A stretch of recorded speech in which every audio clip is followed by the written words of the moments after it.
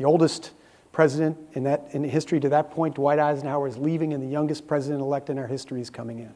That's a generational shift, so the torch has been passed. And at that point, Kennedy has captured the imagination of the American people. Bear in mind, John F. Kennedy only wins the presidency by 0.2 of a percentage point, right?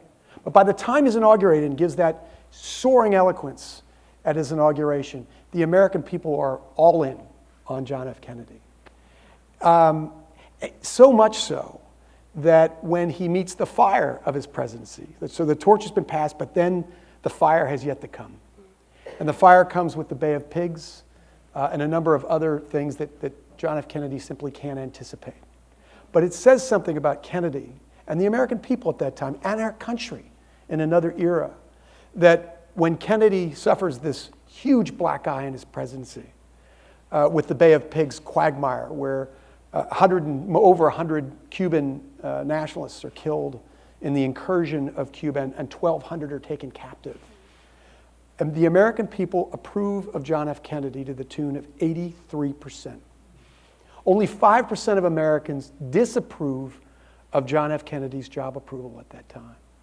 We rallied around our young president at a time when we were fighting for hearts and minds with the Soviet Union. We know how important it was to put all we had behind this young and in many ways inexperienced, callow president. So that's the fire. The peak, or sorry, the brink comes in 1962 with the Cuban Missile Crisis, where we find ourselves on the brink of possible nuclear holocaust, where we stare eye to eye with the Soviet Union as they're bringing missiles into Cuba, largely as a result of the failed incursion of Cuba with the Bay of Pigs. That emboldens Nikita Khrushchev, Kennedy's counterpart in the Soviet Union, and we come as close as we've ever come to the brink of nuclear disaster. These 13 harrowing days. I was talking about my friend Hugh Sidey, Ann's husband, and Hugh talked to me about meeting with John F. Kennedy at the height of the Cuban Missile Crisis.